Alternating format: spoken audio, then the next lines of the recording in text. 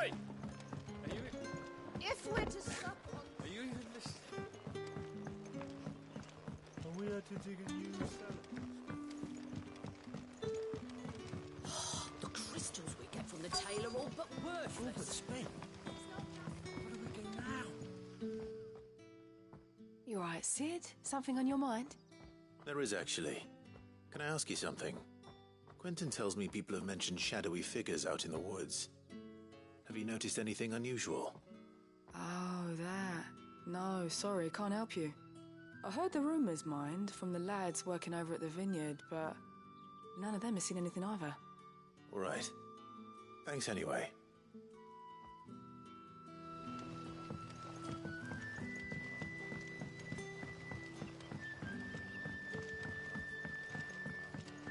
You're quite talented with that rod of yours. I've caught my share of it, as did my grandfather before me.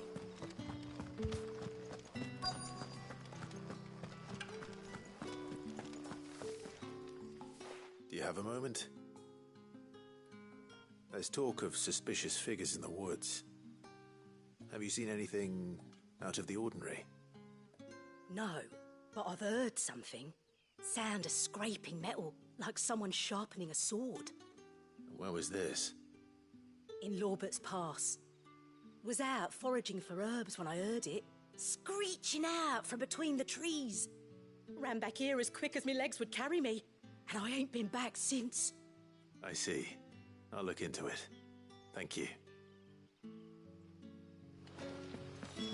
Seems Lorbert's Pass is our best bet then. What do you say, Torgal? Shall we go and investigate?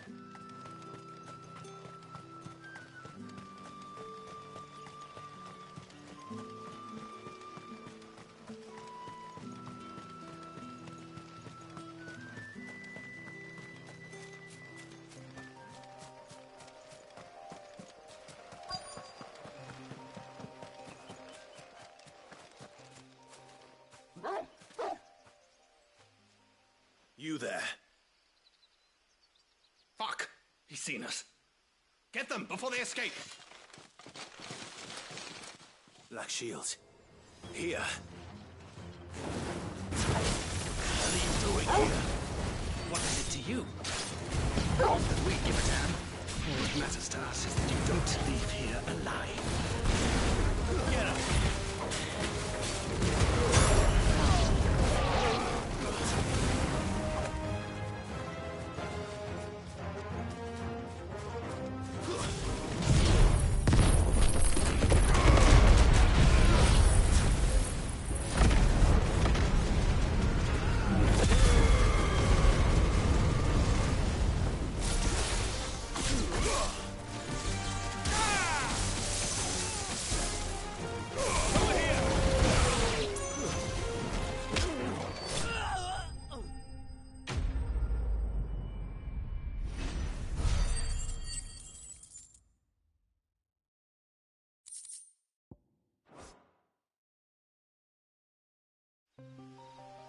Why were they here? Were they planning an attack on Lostwing? I need...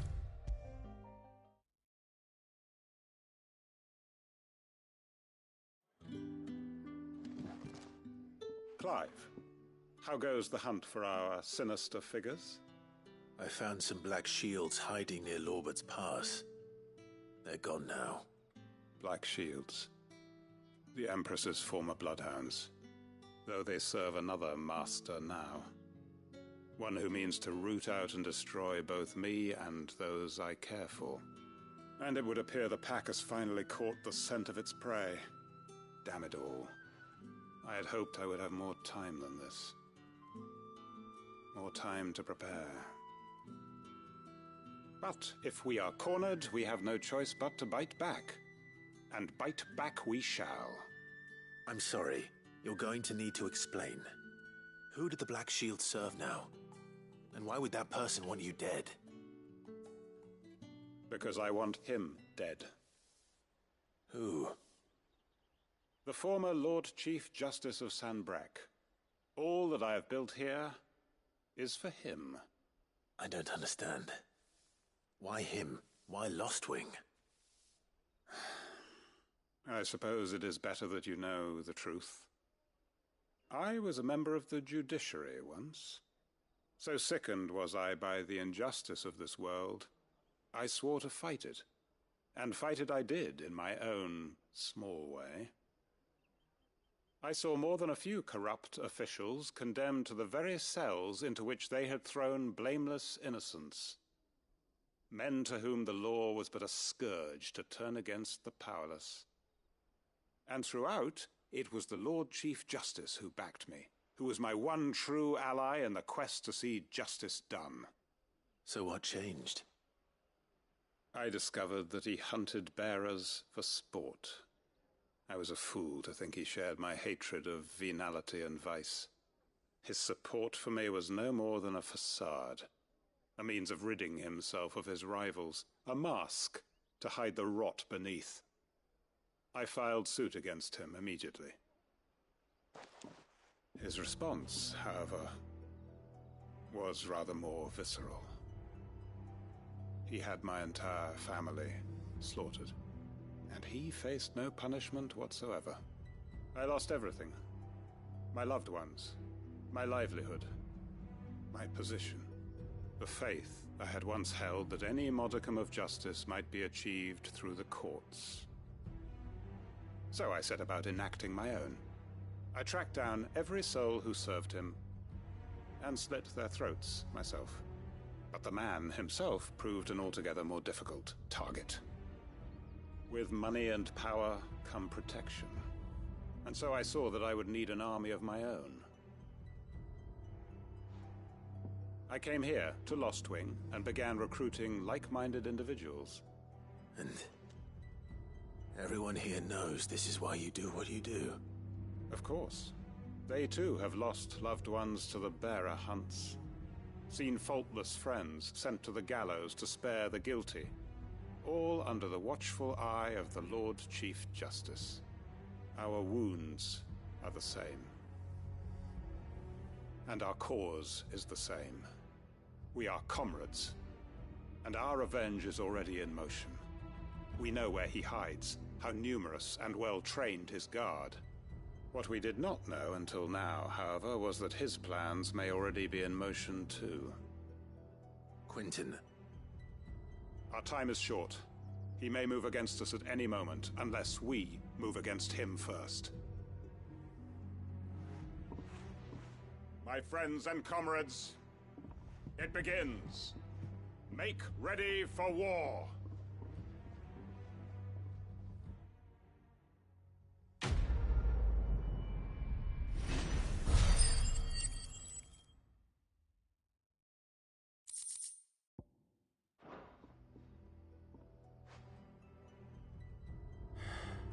I'm not going to change his mind.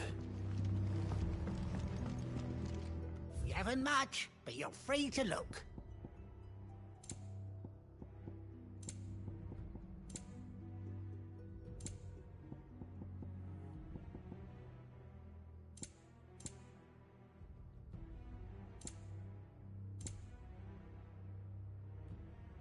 Good day.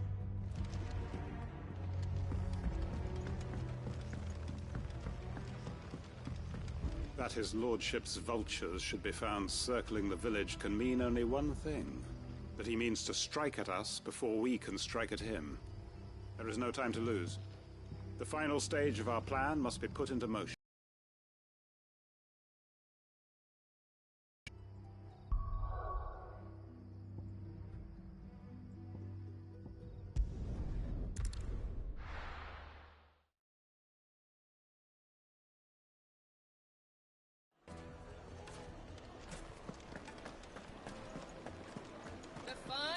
Take a sniff, good sir. Gone, just like that. And without so much as a by your leave. What's the matter? It's my apprentice. He up and vanished while my back was turned. I'd go and look for him myself, but I've got a bakery to run. A bakery that's now short one pair of hands. Loath though I am to rely on the kindness of strangers, I'm at a loss. Please, will you see if you can find him? I'll see what I can do. Do you know where he might have gone? Ah, I wouldn't be surprised if he was off somewhere mooning at Drake's Fang. He used to work there, you see. Poor fool left his heart in its hollow. All right. Then that's where I'll start.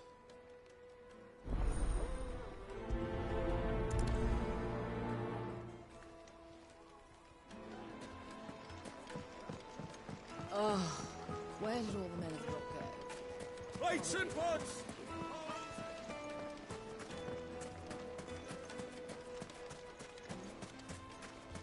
No, I'm telling you, it's gone. That can't be true.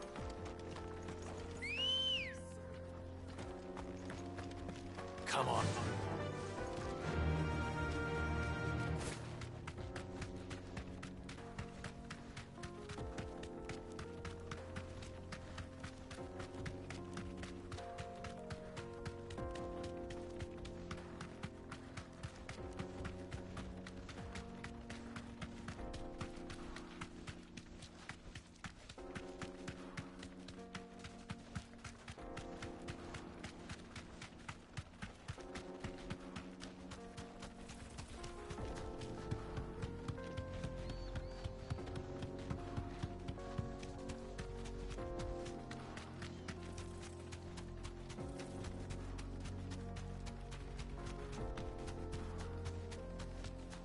Crystal.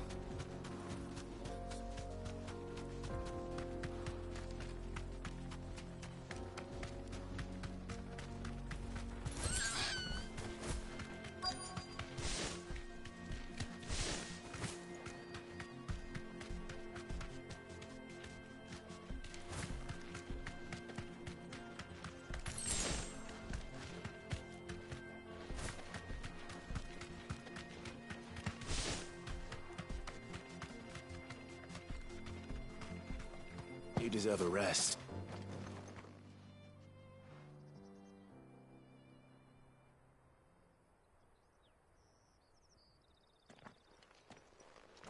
Excuse me. What do you want? The baker sent me to find you. I am a sorry, selfish sod, aren't I? Certainly not a baker. Master must have ruled the day he took me in. Time was the sight of the Fang used to calm my nerves. But now look at her.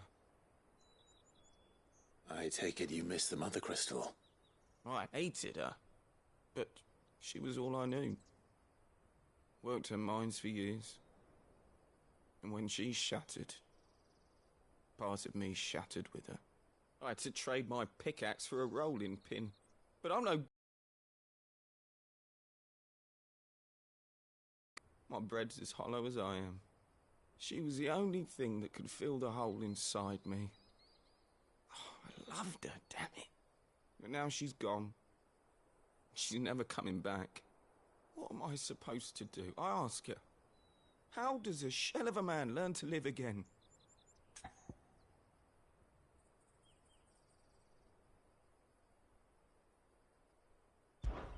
Perhaps you could express yourself in your work.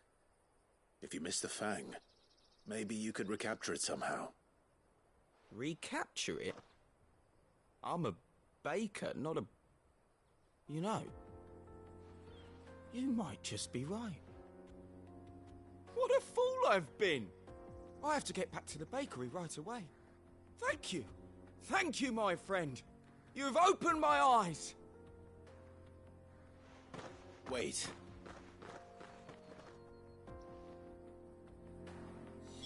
Suppose you won't be needing an escort then.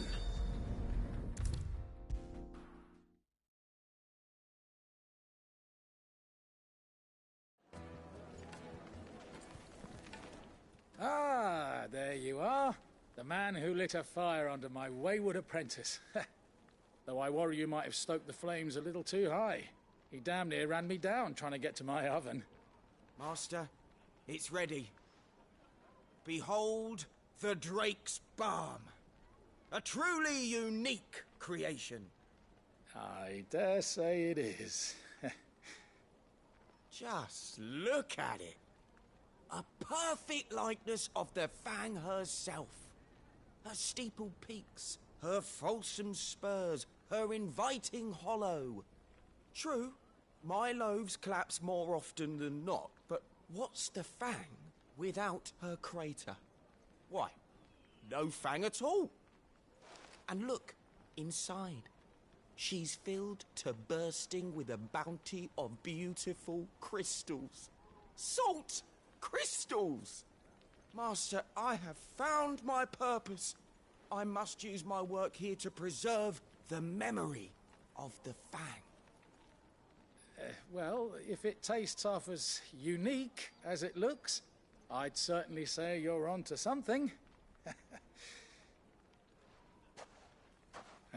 Not only is my apprentice back, but he's finally pulling his weight. With any luck, I might even have a new delicacy on my hands. I don't know how you did it, but you have my thanks.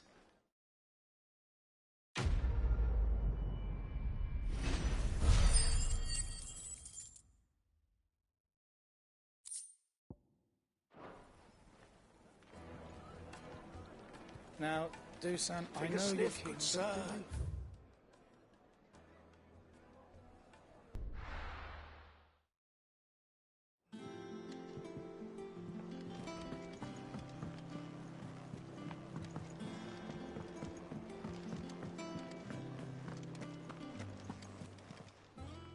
Is it business or pleasure? Go on, then.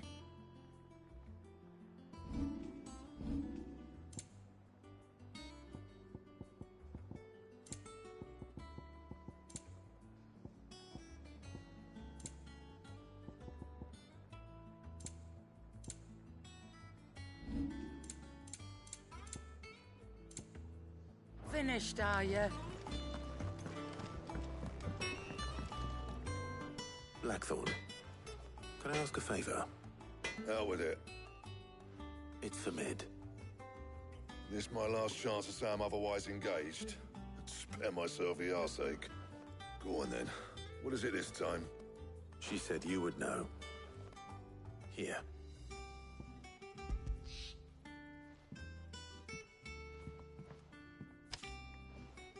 Krieger's teats. Well, I don't know what the hell you'd want this for, but I can make it. Won't be easy, though. And I'll need help. Get Gavin-Otto in here, will you? All right.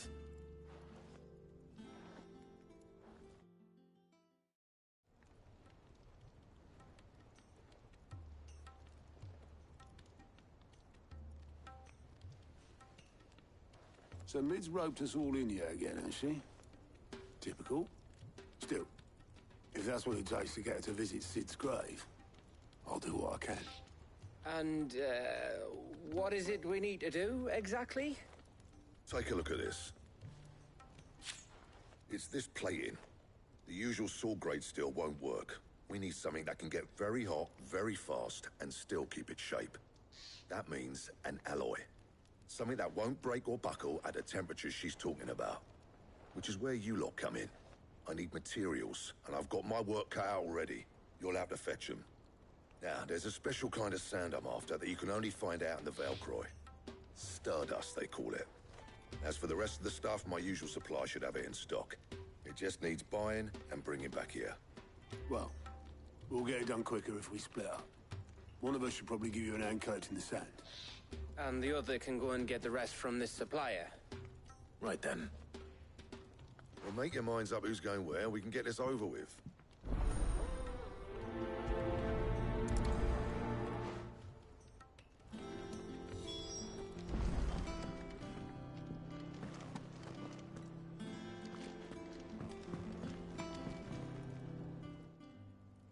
You going after the Stardust then, are you?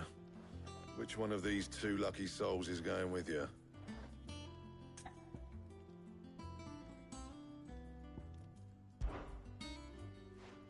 Gav, you're with me. All right, then. So, where do we find this Stardust stuff? There's a river that runs through the southern reaches of the Velcroy. It's the black sand that washes up on its banks that you're after. Southern reaches of the Velcroy, eh? That's down past Alamill. I'll go and scout the place out. See about hiring us a wagon to bring the stuff back to. All right. I'll meet you by the river. While you're off having a paddle, I'll pick up the rest of the stuff from Blackthorn's supply. Take care. You two, eh? Don't go letting them fleece ya. Fleece me? I like to see him try. In your own time.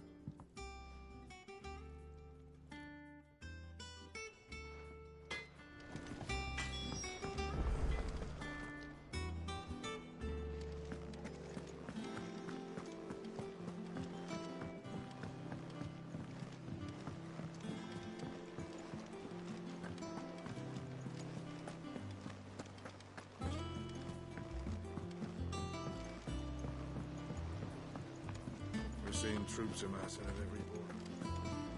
No surprises there. Welcome to the Patron's Whisper. Your benefactors are a generous lot.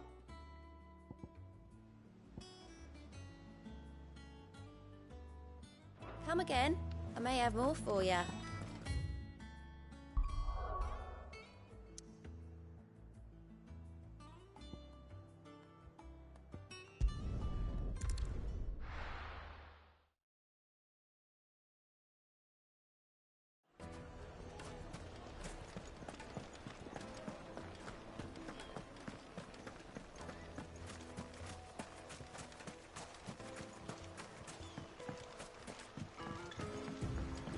Looks like I found the river. Now where's Gav?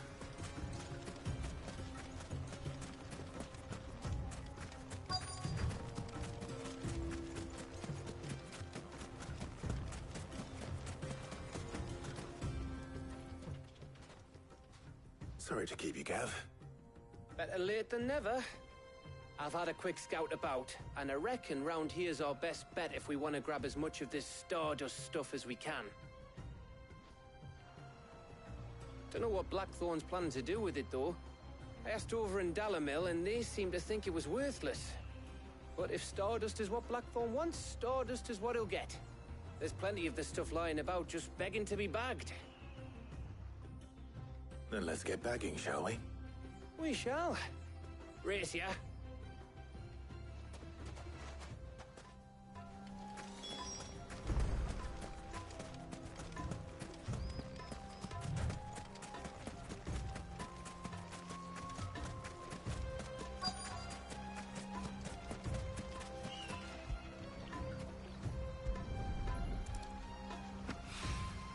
So this is Stardust. It just looks like black sand to me.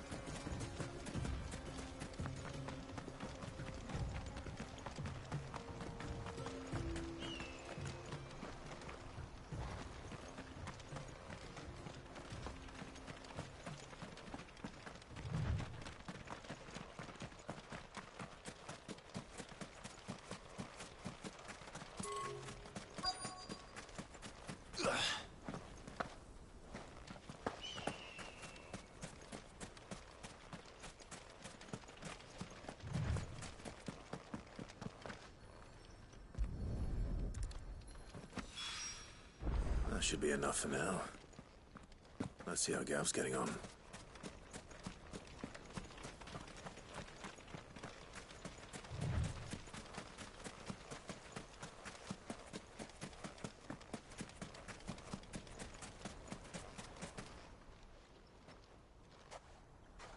you finished? How much did you get? Enough. I hope.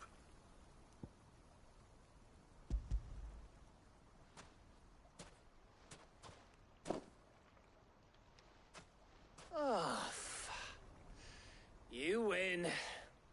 That might even be enough for old Blackthorn. Hey, before we go, do you mind if we have a chat?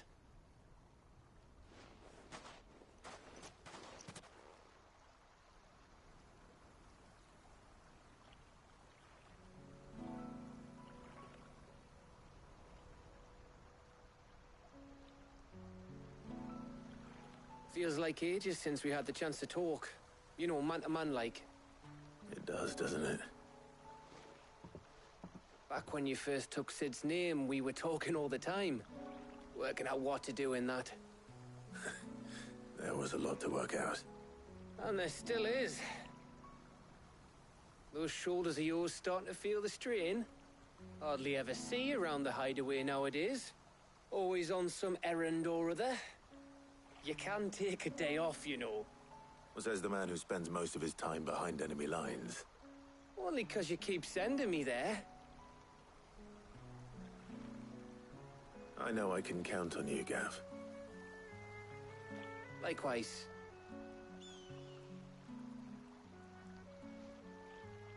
So you keep sending me wherever you need to, and I'll keep going. Safe in the knowledge that I have a home to come back to. Thanks to you.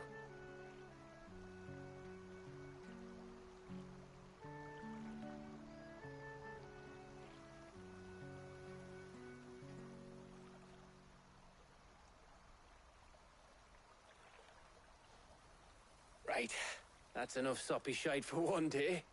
We'd better get this lot back to Blackthorn before he slings his hammer at someone. You go on ahead. And try to get some rest once you're there. Oh, I plan to. Believe you me.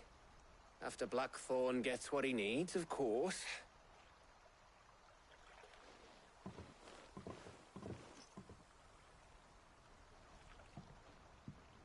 Right. Ready to go home, boy?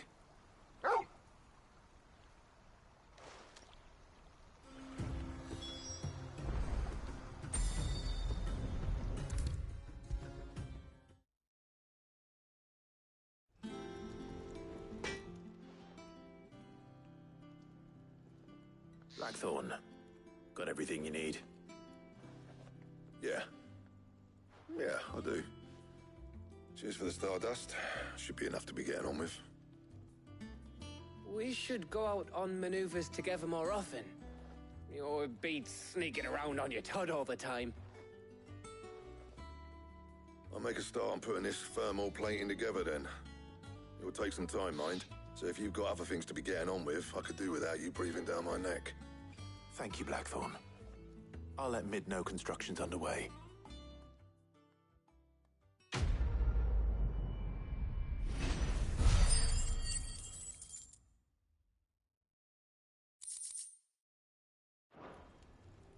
Suppose we'd better be getting back to work too. Give us a shout if you need anything.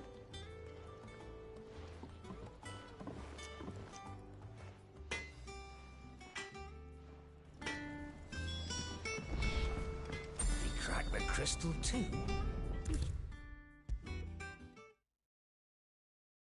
If I don't come up with something soon. You'll be pleased to hear that Blackthorn started work on the plating. Excellent. 1 down, 2 to go. So, what's next? The helm, of course. For this, we'll be repurposing fallen scrap. Salvage from the ruins? I thought that material was all but impossible to work. Ah, but we don't have to. I'm sorry.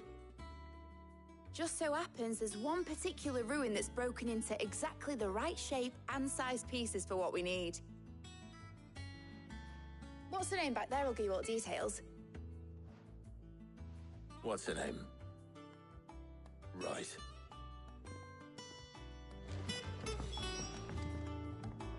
Oh, Sid, is this about the helm? Yes. Mid said I should speak with you. I'll show you the plans then. Here you see the mithril engine, in which mithril is burned to generate heat. That heat is then harnessed to produce motive force.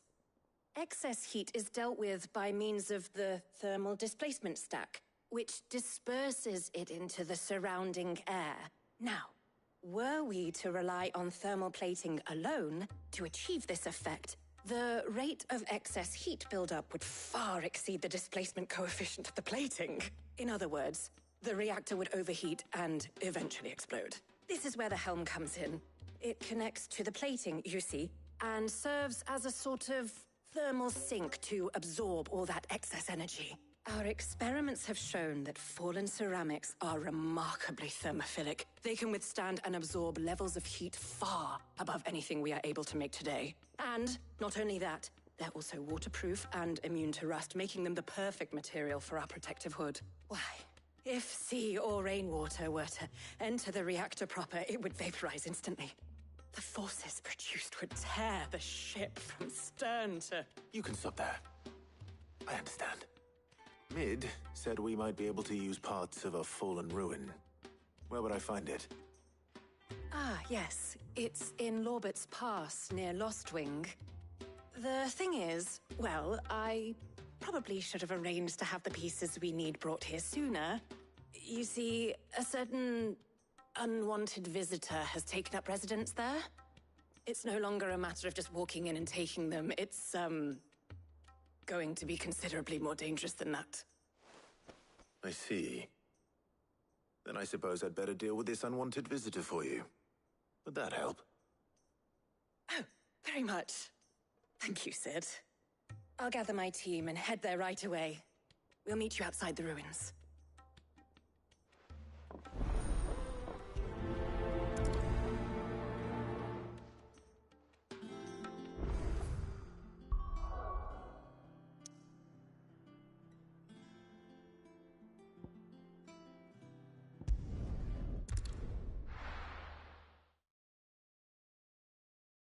I'll be taking you all to a storehouse in the Bales. Leave anything you don't need.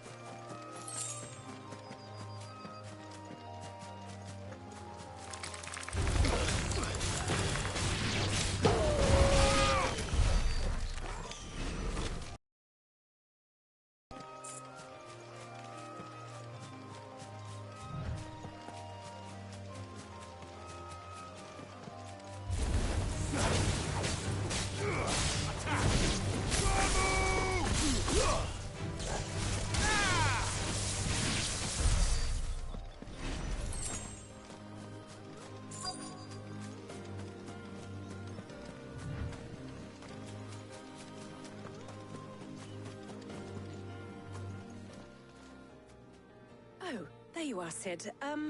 Thanks so much for coming. The, ruins are just over there, as is the creature I told you about, I'd imagine. Would you mind? Of course. I'll be right back.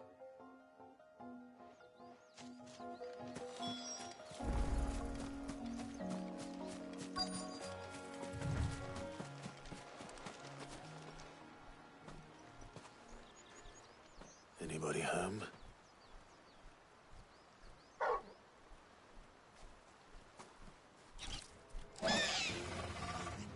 This must be our unwanted visitor. Time to go.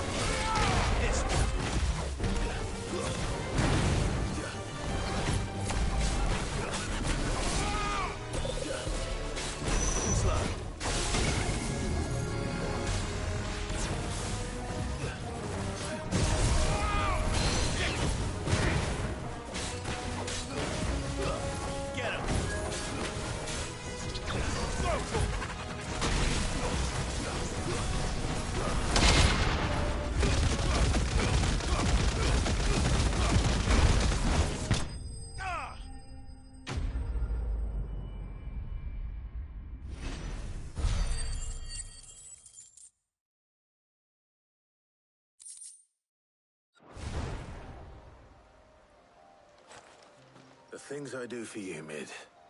Sid! Oh, thank goodness you're safe. You shouldn't have any trouble now. Indeed. Well, don't let us keep you. We'll, see that everything is transported safely back to the hideaway. All right. I'll let Mid know you're on your way.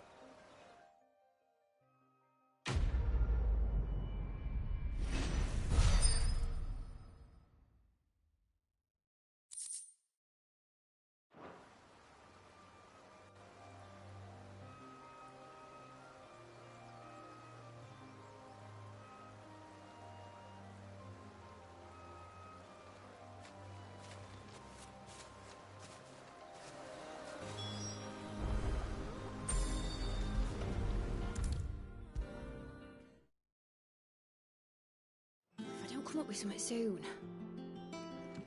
Mid. Helena has recovered the material for the helm.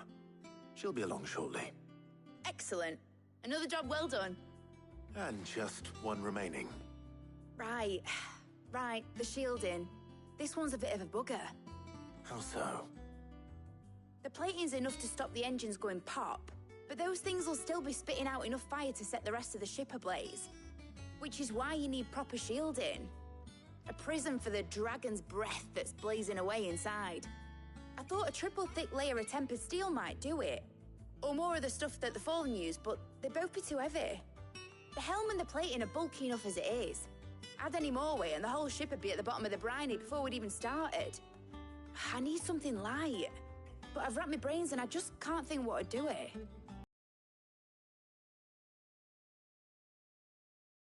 That's what I would seek. Harpocrates. Tomes? Yeah, well, I'd thought of that, obviously. I've got all the details written down here. Can you take this to him, see what he makes of it? Right away.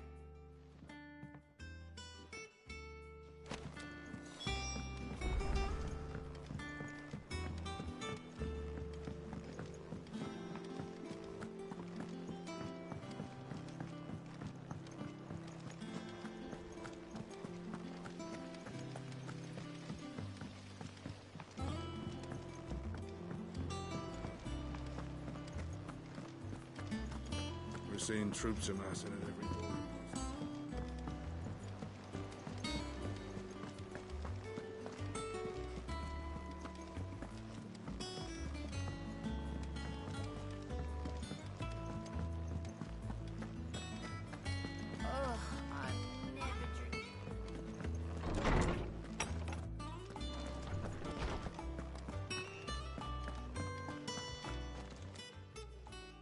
Harpocrates, do you have a moment? For you, Clive, always. Well, actually, it's for mid this time. Could you take a look at this?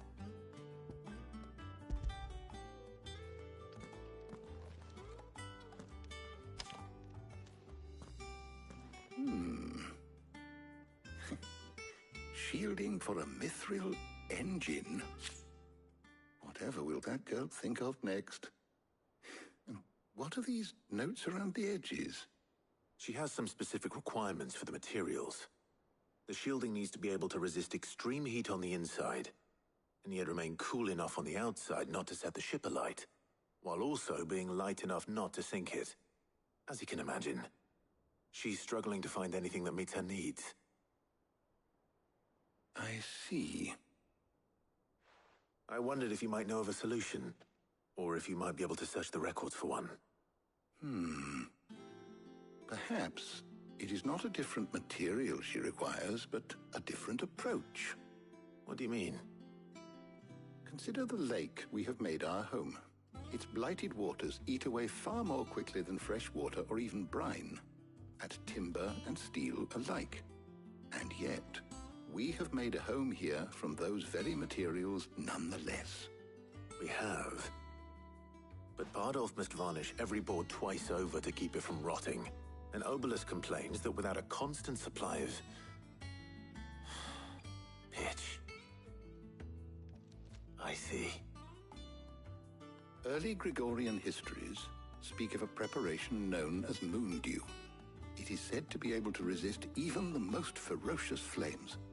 Before the dragoons tamed the worms and wyverns of the realm, nobles would daub their castle walls with it in order to guard against dragonfire. So if we could recreate it... It might be applied to some material or other in order to provide the protection it requires. As to how best to apply it and to what material, perhaps Bardolph and Obelus might be of assistance. I shall speak to them and see what wisdom they might have to offer. If you would be so kind as to procure the necessary ingredients, I shall discuss the specifics of how it might be most effectively put to use with our two friends. The knowledge of the past may yet prove useful to we of the modern era. Thank you, Harpocrates. And since you're asking others to help you, perhaps I should too.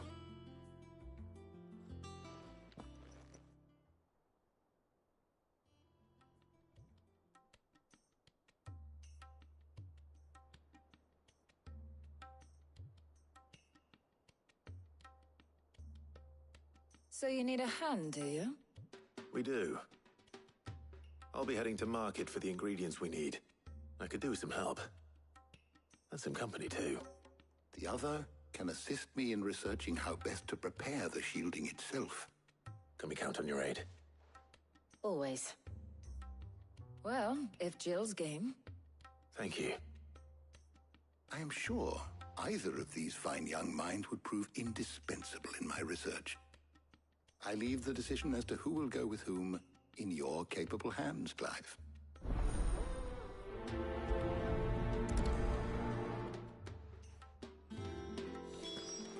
Shielding that guards against even the most ferocious flames. We could have done with some of that on Drustinus. So, Clive, have you made your decision? Who will accompany you on your little excursion? Very well. So then, what do we need to find? I have taken the liberty of preparing a list. Here. White chocobo eggs. Pepio nuts. Are you sure this list is right? Everything on here seems very edible. I would have thought the ingredients would be a little more exotic. Though these items may seem mundane, they have potent effects that are rarely exploited, effects for which they were once highly prized. So much so, in fact, that they were harvested almost to extinction, hence moon dews having fallen from favor. Now, of course, they can be obtained with ease. You should be able to find everything you need at the market in Northreach. Is that so? I've been meaning to visit Northreach anyway. I'll set out now. Join me there when you're ready. I will. Until then. You two enjoy yourselves. You too, Talia.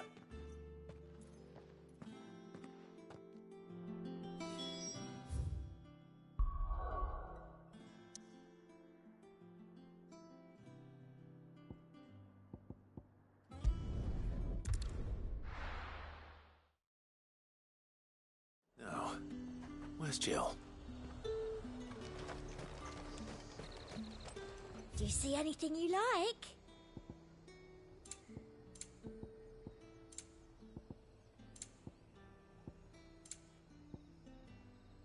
Come back again. There's talk. How the hell is anyone supposed to... All anyone ever wants. Fresh cuts! How am I supposed to still not find a bruise pippin in the bushel? How goes the hunt for ingredients? I've only just started. I'm sure everything we need is somewhere amongst all these stalls, though. Why don't we split up and see? We'll take a couple of ingredients each. All right. What am I looking for? How about you look for the pepio nuts and some garlic? I'll find the other things we need. We can meet by the gate when we're finished.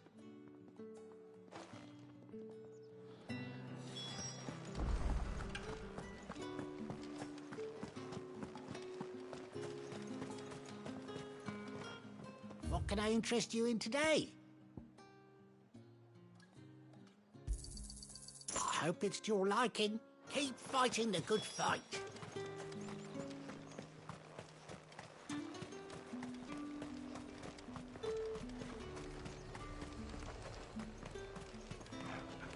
Oi, don't touch anything. And thanks for nothing. That's everything. Let's see how Jill's getting on. Them pilchards nice and chilled. I won't have you. Did you find everything? I did. Here.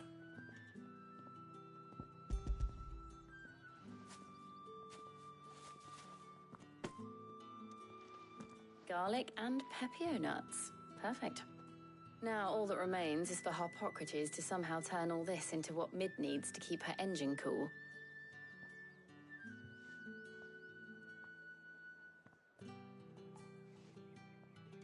But before we head back, would you walk with me a while?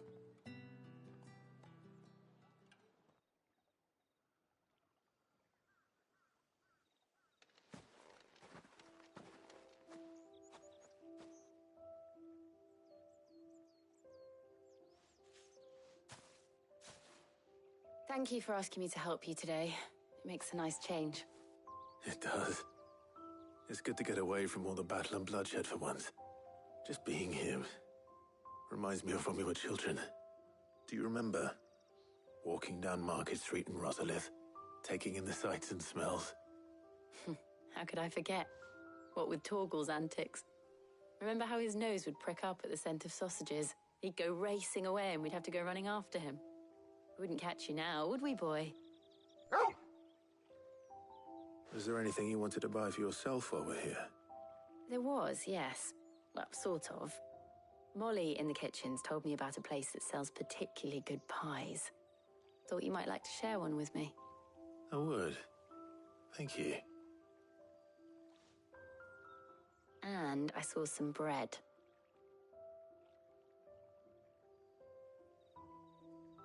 Big white cobs like the baker back in Rosalith used to make.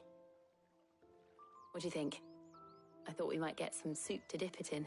But then I tried a slice of the butcher's dry-cured ham and it was just... oh. You all right?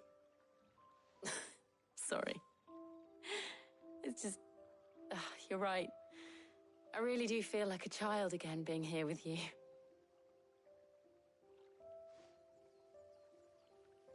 Clive. Is it wrong of me to enjoy this? No, Jill. This is how life should be. And it's how our lives will be when our work is finally done. When we can live on our own terms. I hope so. Thank you, Clive.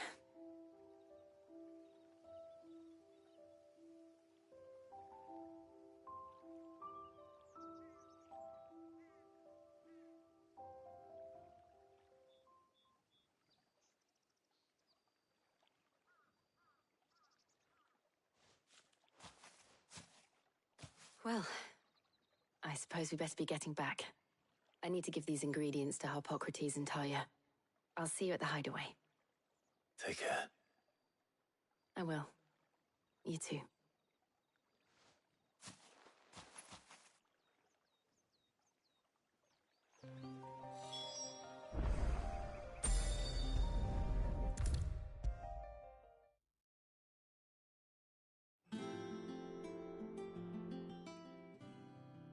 How's work on the shielding progressing, Hippocrates?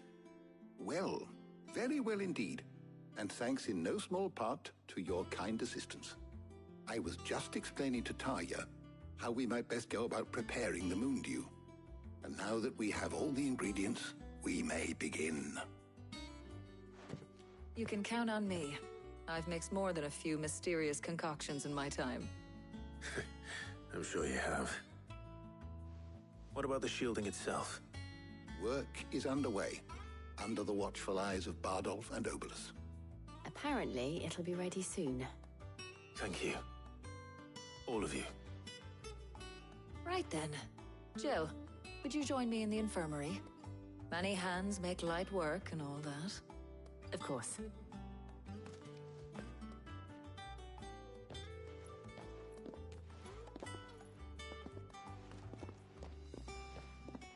Oh, and Clive, thank you.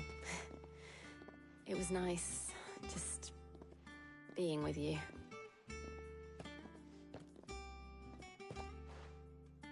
It appears our work here is almost at an end. A shame. I was enjoying playing the man of action for once. When both the shielding and the moon dew are ready, it will merely be a matter of applying the one to the other, followed by a rigorous process of testing and retesting, of course. Perhaps someone ought to warn young Mid of that. Leave it to me. Thank you, Hippocrates.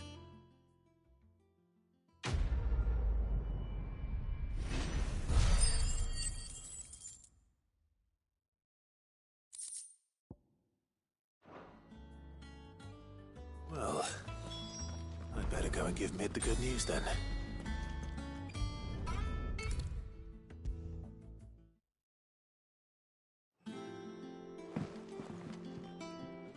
Sorry to keep you waiting, Mid, but you'll be pleased to know that work on the shielding is underway. You found something for it? In a manner of speaking, Hippocrates knew of a substance that's highly resistant to heat, a coating that should provide the protection you need. He's supervising the construction and testing of the shielding as we speak. Brilliant! I knew you wouldn't let me down. Don't thank me.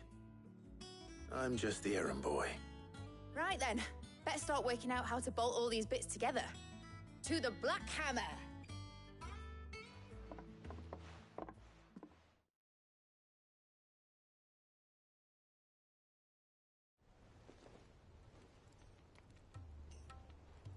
You know, when I got into the smithing game, I thought I'd be making swords and shields, not thermal bleeding didgeridoo-dahs. Displacement stacks. Same difference. Whatever you call it, I ain't putting it together in here. It's cramped enough as it is. Let's take this outside. Mid, you get all the parts lined up on the deck. I'll take care of the rest. On my way! Oh, and bring me the biggest hammer you can find. This is gonna require some precision walloping.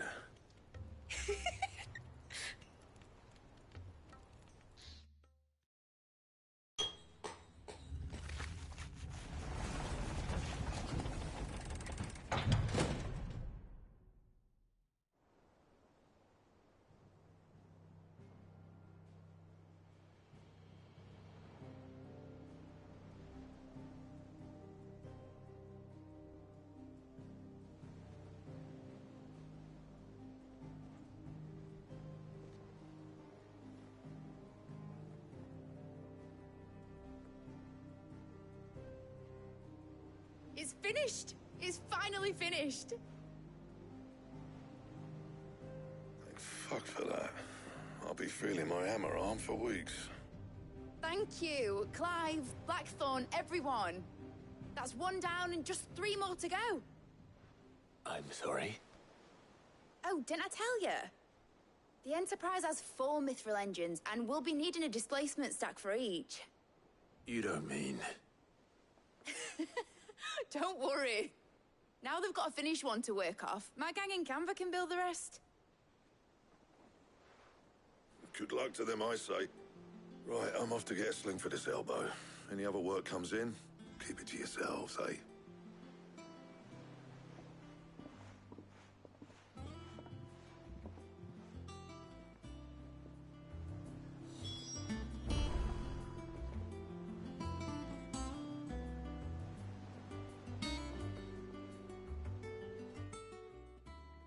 What's the matter? Nothing. Just daydreaming. Thinking about the Enterprise sailing off over the horizon to shores unknown, searching for a land untouched by the Blight, just like me and my dad planned. So if the worst came to the worst and every scrap of soil in the Twins turned black, we might still have a chance. That's what she was meant to be. You see, one last chance just in case we needed it. But now she's so close to being finished, I've realized I don't want her to be that. I don't want her to be just a lifeboat for us to cling to if things get desperate. I want people to sail aboard her by choice, not from the lack of it. In a world where we're not just trying to survive, but where we can actually live. I'm working on that. And I'll do everything I can to get you what you want. Don't you always? All right. My mind's made up. As soon as the Enterprise is fit to sail, I'm putting her under your command. Sod our plans, I'm trusting in yours. Are you sure about this? Something tells me it's what my dad would have wanted. He'd be proud of you. You were gonna visit his grave, weren't you? I was. And you can come too now that your little project is finished. Right. There's just one thing I need to finish up first. Won't be a mo. All right. I'll let Otto know you're coming. Meet us in the mess when you're ready. Aye, aye, Captain.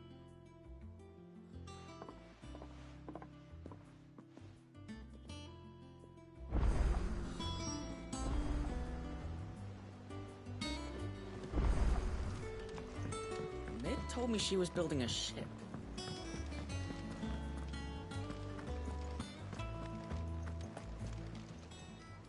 Welcome to the Patron's Whisper. Come to claim your just desserts? All yours. Come again. I may have more for you.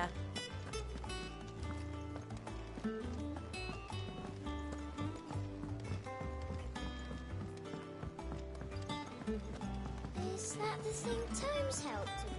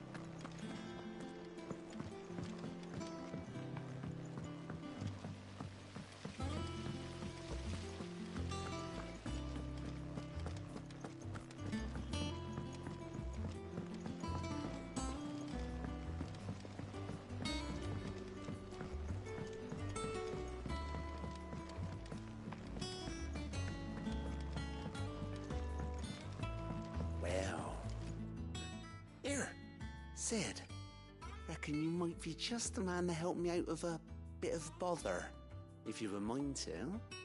Let's hear it. Well, it's about this alembic the Chief's got me making. Lovely bit of kit it is. Bung in a solution you want splitting, and it will separate it out, just like that. Problem is, it won't always get rid of all the impurities. And with some of the stuff we need it for, that ain't good enough. Which is why I've been looking for something to filter the liquid we'll be cooking off.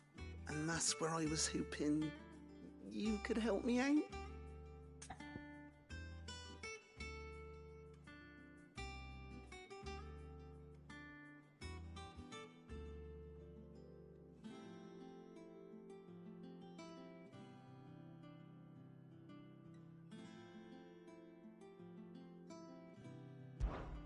I imagine Ty could get some use out of this alembic too. Distilling medicines and the like. All right. Why not? Proper job! So what exactly do you need for this filter?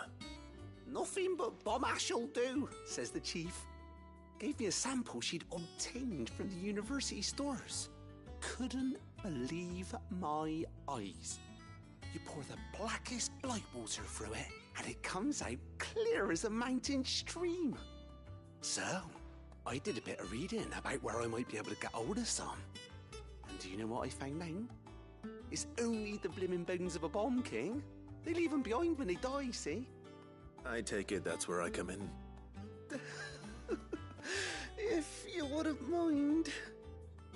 I saw a billet on the hunt board for one just the other day. Would have gone myself, but, well, fighting dirty great balls of flame isn't exactly my forte. You, on the other hand... All right. I'll see what I can do. Thank you kindly. And good hunting, eh?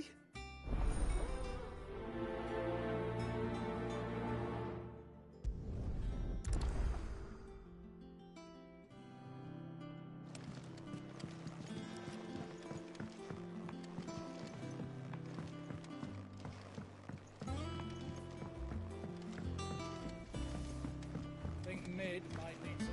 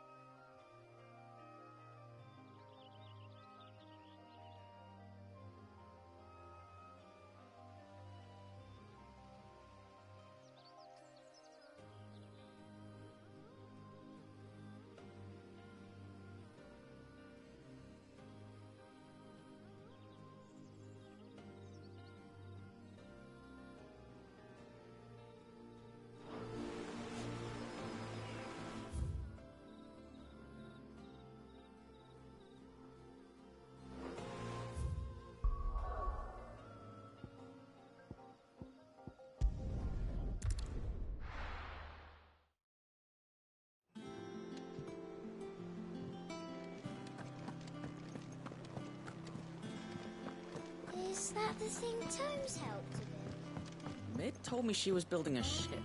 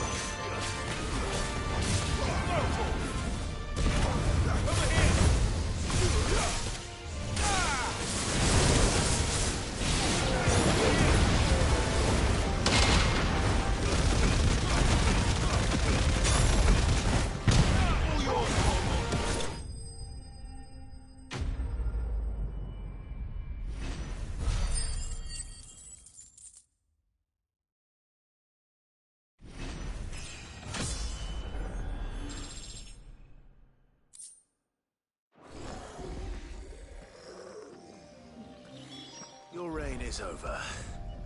Now to collect the air. This looks like the stuff. Let's see if there's any more.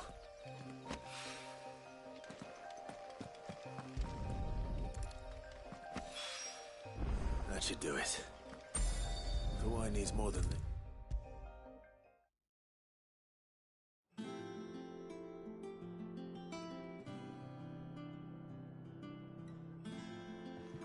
All right there, Sid? How's that hunt for the bomb ash going? I have it.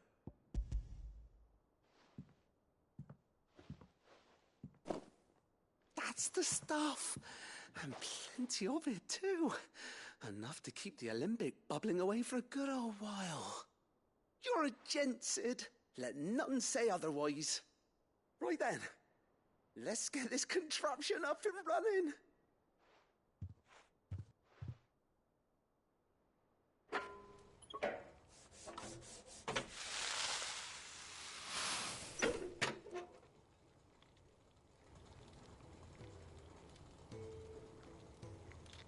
There we have it. The Telemon Alembic. And it works just like the chief said it would. Very impressive. Says the man who cut down a burning boulder. Speaking of which, I still haven't returned the favor. There's no need. The good it will do for the hideaway is reward enough. Don't be silly. Why don't you let me take a look at that bag of yours? The one you keep your potions in. Reckon I could work some magic on that, huh? What kind of magic? Well, we happen to have isolated a substance in our test run of the alembic that I reckon will make even the toughest lever supple as any. New life into old boots and the like. Save the hideaway a few gil. Ah, I reckon if we slap a bit on your bag, it'll loosen it up enough for you to squeeze in a bottle or two more. Well, it can't hurt to try, I suppose. That's the spirit. Leave it with me. I'll only be a mo.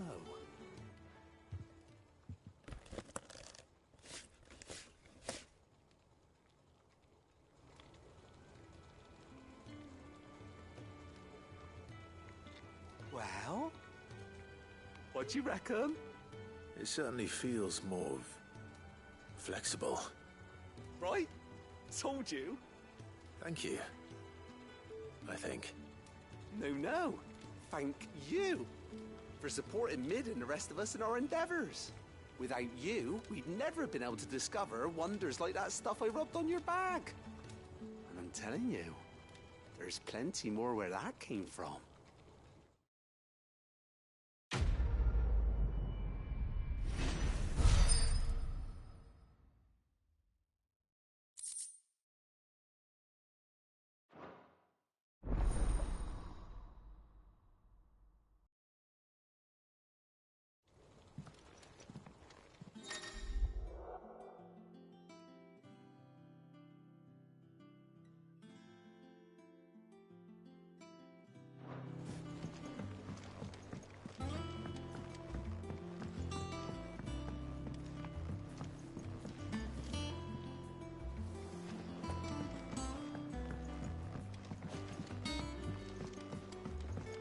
I think Mid might need some help tidying up.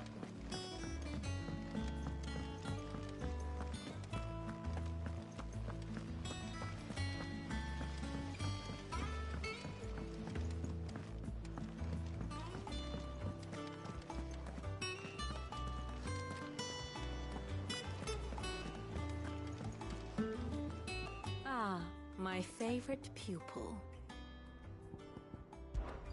Going so soon? Mid told me she was building a ship. Is that the thing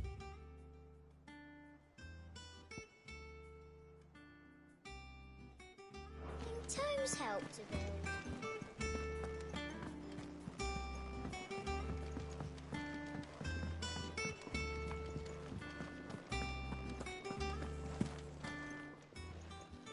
And what can I do for you?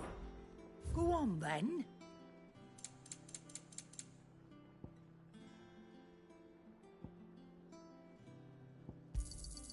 It'd better all be here. You're rubbing me blind, you know.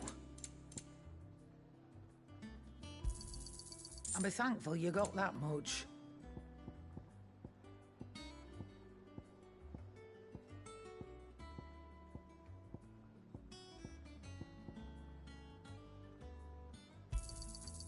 I reckon I can find a buyer.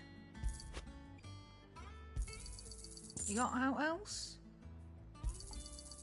I reckon I can find a buyer. Finished, are you? He cracked the crystal too? You're joking.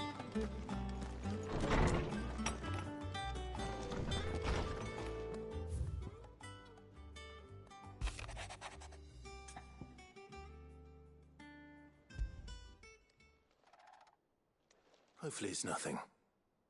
But I should speak to Blackthorn just in case.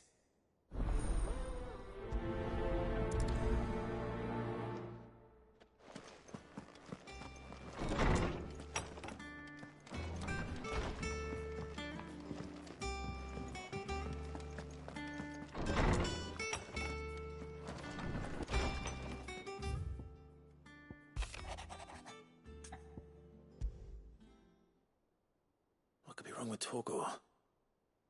He seemed well enough when I last saw him.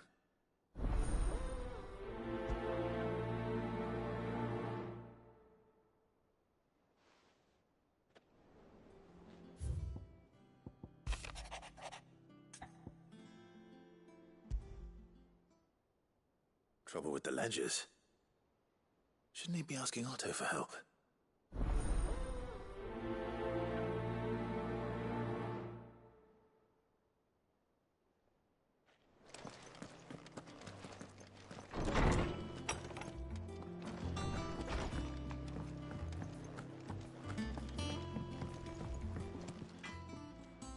Blackthorn, do you have a moment? Not really, no. This won't take long. I just wanted to ask how you're getting on. August was worried about you, and you might still be doubting your craft, even after learning the trick of that cuirass. Is there something else weighing on your mind? Perhaps sharing your thoughts might help. That bastard's like a dog with a bone. Still, you've got a keen eye, I'll give him that. He's just, well, Karen showed me something. Something I've never seen before. And that was? A sword. An odd-looking thing with a single-edged blade.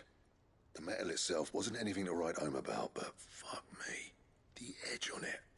You could slice a man clean in two with a weapon like that, and he'd be halfway home before he even realised he'd been cut. So that's what's troubling you? No. Not troubling me exactly. More distracting. Can't stop thinking, how do you get an edge that sharp? It's driving me mad. And if you knew how to do it, we could arm the curse breakers with even better blades. That's about the size of it, yeah. I'll see what I can find out. Sharper swords are always welcome. And we can't have our master blacksmith being distracted. You're a soft touch, you know that. But I can't say I'm not grateful for it. Good luck, eh? Thank you. Let's see what Karen knows about this sword.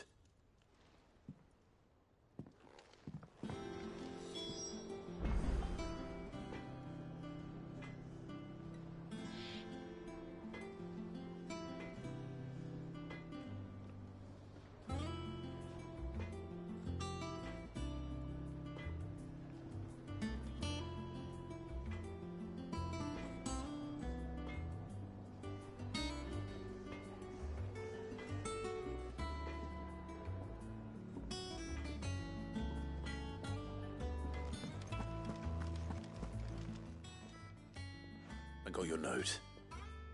You think something's wrong with Torgor? So you can read. Congratulations. But I didn't say I were wrong with him. I said something weren't right. He's not been eating me treats.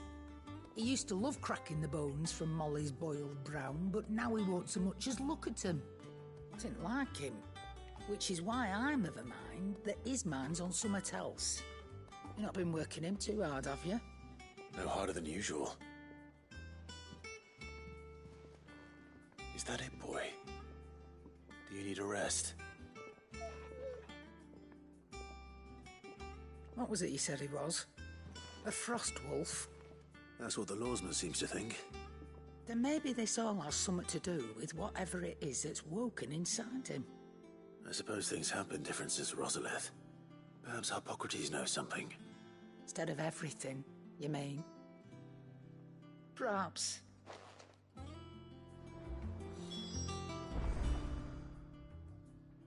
You're looking well, Karen. What do you want? Out with it. I want to know about the sword you showed Blackthorn. Single-edged and extremely sharp. Running around after him again, are you? I suppose I am, yes. But I need to help him find out how to work an edge like that. It's driving him to distraction. Little wonder, I suppose. There's not many like that make it as far as the twins, and those that do go straight into private collections. Which made it nice and easy finding a buyer. Can you tell me who bought it? Where is it now? You think I tell people who my clients are? Suppose you're not likely to go nicking him off me, are you now? Fine. If you stop mooning at me like that. Lord Ignac's the man you want. Dalmekian bloke. Collects weapons and the like.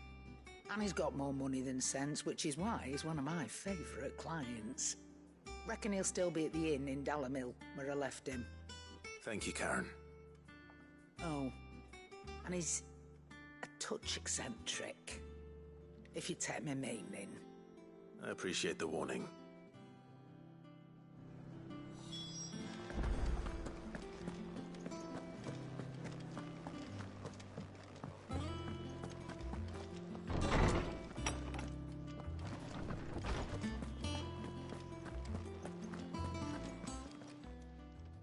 Lawsman, I need to ask you about Torgal. Something's not right with him. He isn't ill, is he? I don't think so. But according to Lady Karen, he seems to have lost his appetite, which is certainly a new development. She says he's hardly been touching his bones of late, and she believes it may have something to do with what happened at Rosalith Castle. I rather think she might be right, though not about his appetite. All canids are instinctively inclined to crack open bones for the rich marrow that resides within, and I see no reason why a frostwolf should be any different. Accordingly, I suspect it is not a lack of appetite that afflicts Torgal, but a surfeit of it. If we assume that his newfound magics require additional nourishment to sustain, it may well be that the bones Lady Karen is accustomed to providing are no longer sufficient. Frostwolves, after all, habitually prey upon far larger animals, whose bones may yield altogether different nutrients. As to where one might find a suitable substitute, some antelopes that graze the meadows of eastern Rosaria have been known to grow to a size more than double that of their lesser cousins. I don't recall ever seeing any that large. And little wonder. The oldest and largest such creatures rarely leave the safety of the highlands for fear of predators. The last elder antelope sighting I recall hearing about took place near Cressida, and that was long before the village was abandoned. Even so, it seems like a good place to start. Good hunting, Clive.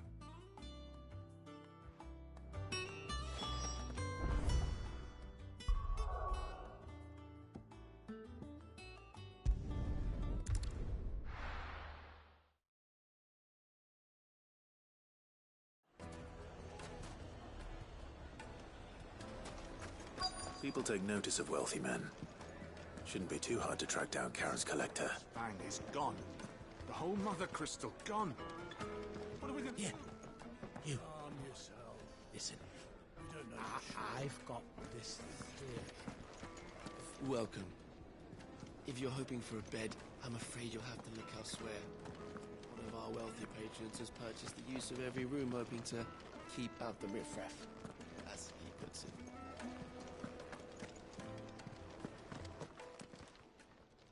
My reputation will be ruined! Ruined! Calm yourself, Lord Ignac, I beg of you, before you do yourself a mischief. Pardon the intrusion, but... Out! Get out! I paid for these rooms so I wouldn't be disturbed. Leave me be! Please, allow me to apologize. His lordship is going through a difficult time, and he's never been fond of guests arriving unannounced. Radim! Get rid of the filthy oaf this instant! Very good, Lord Ignac. Would you mind stepping outside for a moment?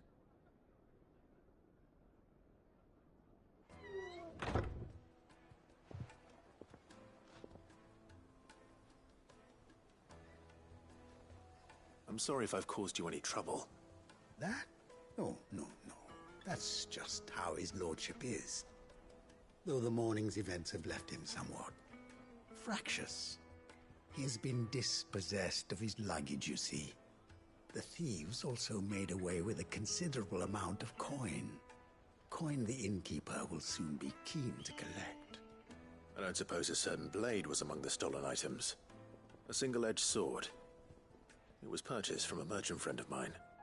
Ah, you know Lady Karen. Yes, I'm afraid it was. Then I'll retrieve Lord Ignac's luggage. But I have one condition. You have but to state it. You are welcome to anything that is within my power to grant. I want an audience with Lord Ignac. A few minutes should be enough. Then I'll be on my way. A condition I would be a fool to refuse. Of course, you shall have your audience. I don't suppose you saw where the thieves went? I did not, no. Though some discreet inquiries made on his lordship's behalf mean that I know where you might find them. The bandit's bed. Every ill-gotten coin in Dalamil is said to pass through that disreputable corner of the Valcroy. And that's where I'm heading. I shall speak to Lord Ignac in your absence, and arrange for an audience upon your triumphant return. That will be very kind of you. Farewell, and best of luck.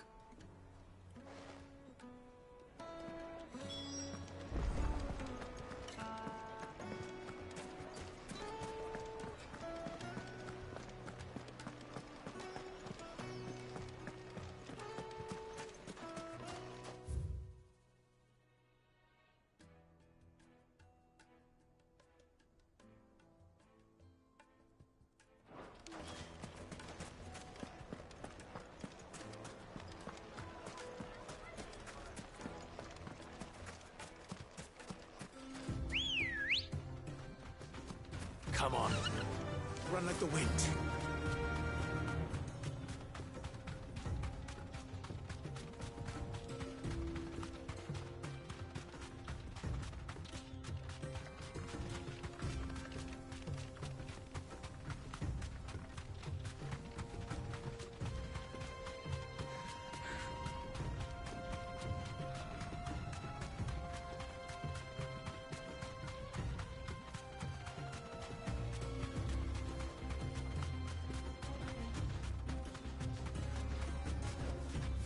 Safe.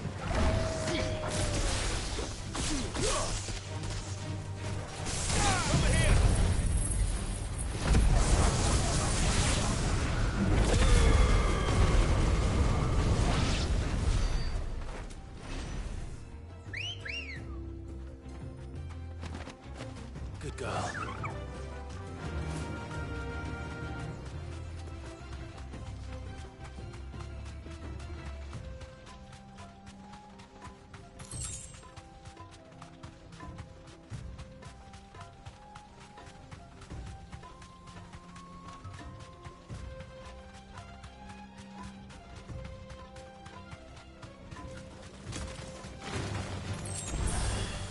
You deserve a rest.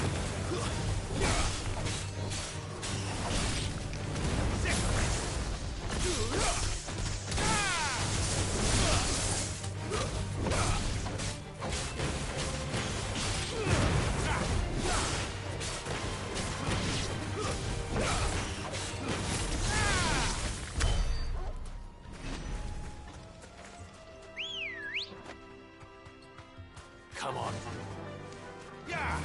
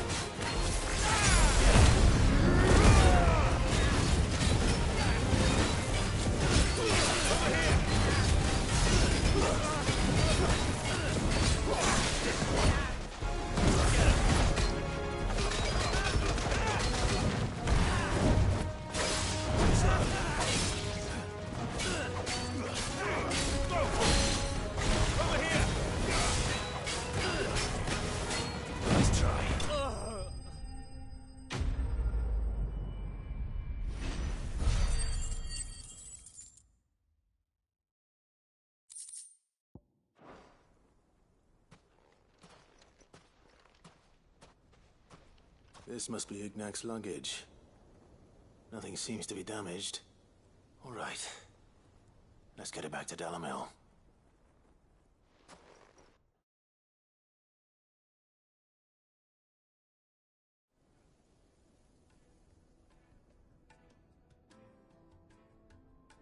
I hear I have you to thank for the return of my effects.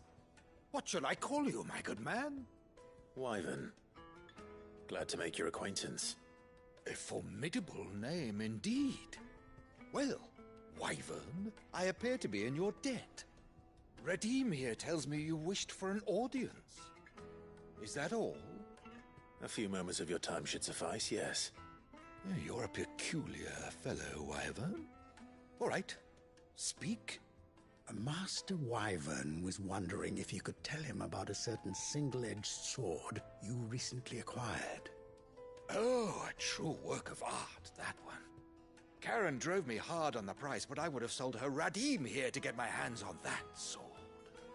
It was made in the Outer Isles, far beyond the Twins, and is used exclusively by the practitioners of a unique school of swordsmanship. They believe no combat should ever exceed a single strike, and hone their blades to such perfection that none ever does. Each sword is made for that one perfect stroke, and for that stroke only. They crack upon a second blow. There's a brutal sort of beauty to it, really. But how do they hone such an edge? Fine question. Why, they use a whetstone, of course. Whetstones, rather. A whole array of them, ranging from the coarse to the fine. 10,000 licks with the sharpening stone, then 10,000 more. But it is the final stone which lends the blade its legendary sharpness. A mineral quite foreign to this great realm of ours. And that is the key. The secret ingredient. Wyvern, it occurs to me that my little lecture is hardly equal to services rendered. Take this, together with my regards. The very stone of which I spoke, far rarer among collectors than even the blade itself, and a far more fitting payment. Thank you. Pardon the intrusion, my lordship. However, it is long past time we prepared ourselves to depart. So it is. I am locked in bitter competition with a rival collector of curiosities. I am one step ahead of the unscrupulous scoundrel, but he is hard at my heels. And there are many other collectors out there. Too many to count, but only one do I consider my nemesis. Lord Byron Rosfield. And is a perennial thorn in my side. I can imagine. Farewell, Wyvern. May our paths cross again. Radim, we mustn't dawdle.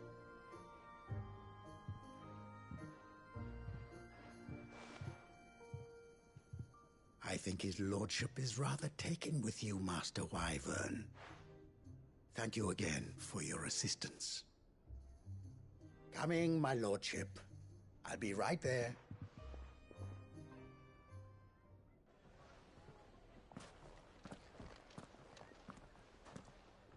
Trust Uncle Byron to find such an interesting rival. Now, let's see what Blackthorn makes of this whetstone, shall we?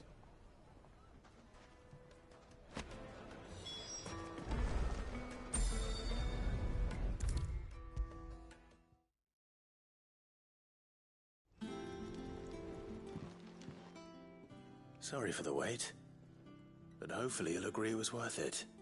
You learned something about that sword, then? I did better than that.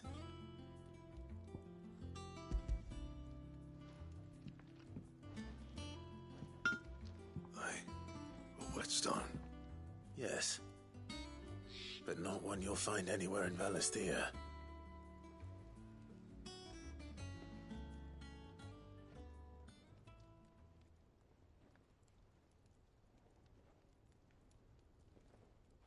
No wonder. wonder I couldn't get the same finish on the grinding wheel.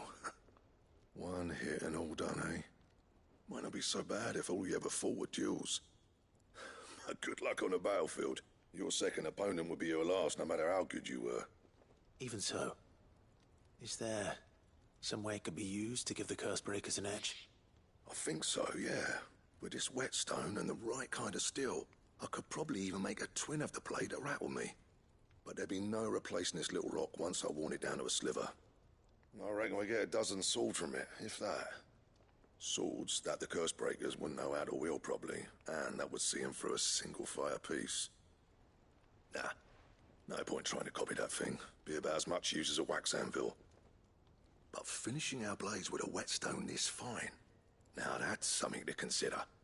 And what's finer than fallen masonry, eh? Or more hard-wearing, for that matter. Just imagine it. Good Valesthian steel with an edge as sharp as any found in the Outer Isles. I won't make a copy, nah. I'll make something much better. I'm sure the curse breakers will be delighted. Just don't push yourself too hard. Don't you worry about me, sunshine. I've been working day and night since I was half your age, and I'll still be here when you're long gone. Hey, thanks, Clive. I mean it. I owe you one, August too. It's good to know someone's looking out for me. You'll be happy to hear you said that.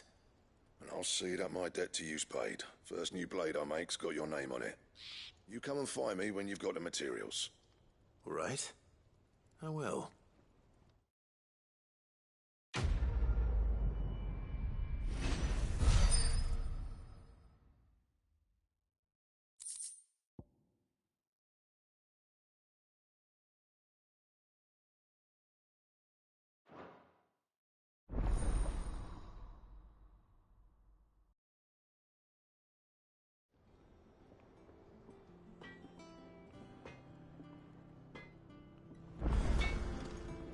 What do you need? For Sancfordian, do you?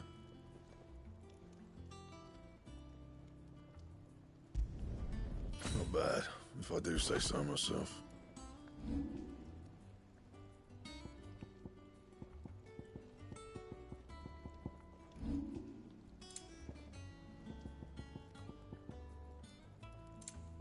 Anything else?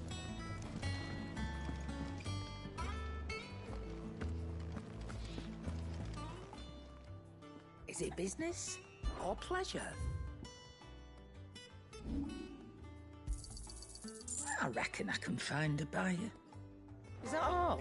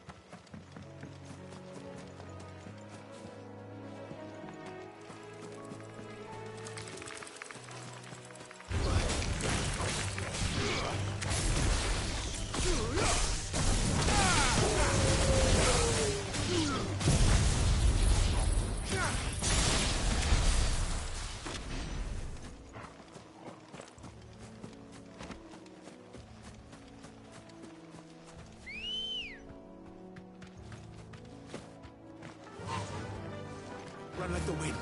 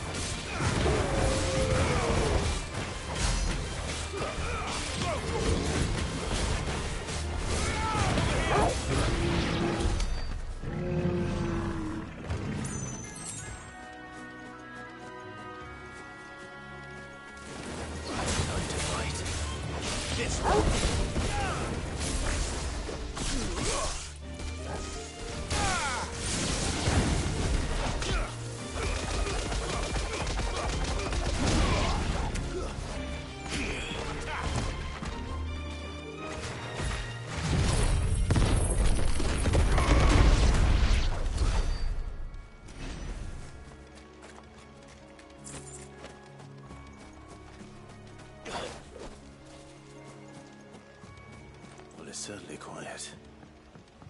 If I were a giant antelope, it would seem like just the place.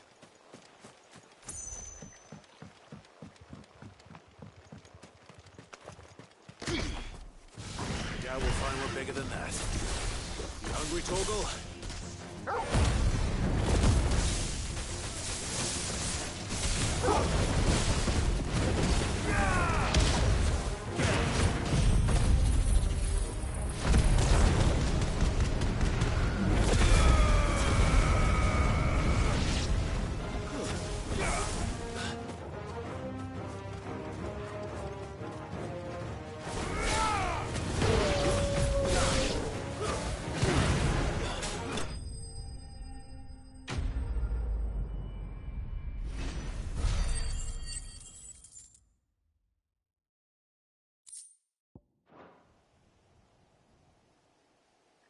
Now,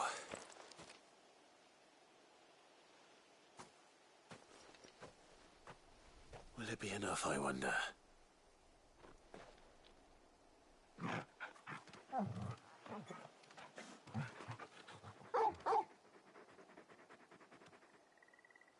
I say that answers my question, which means we owe the lawsman our thanks. You're just a big puppy, aren't you? A very big puppy.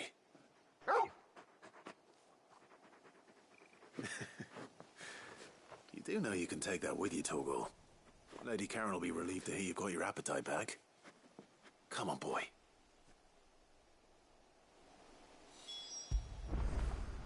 Get it, boy!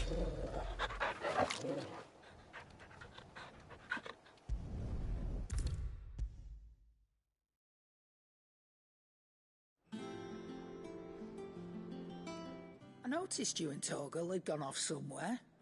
Take him for a walk, did you? You could say that.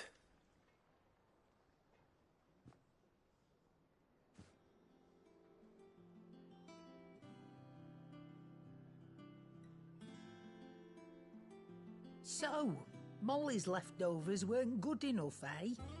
That'll teach me for treating you like you're still a pup. All right, no need to shout. Now we know what you're after, I can see about getting some in. Speaking of which, I brought one for later. Can I leave it with you?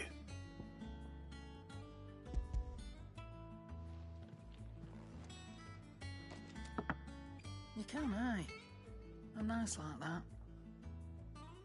In return, you can thank Tomes for me. The bloody know-it-all. I was just on my way to see him.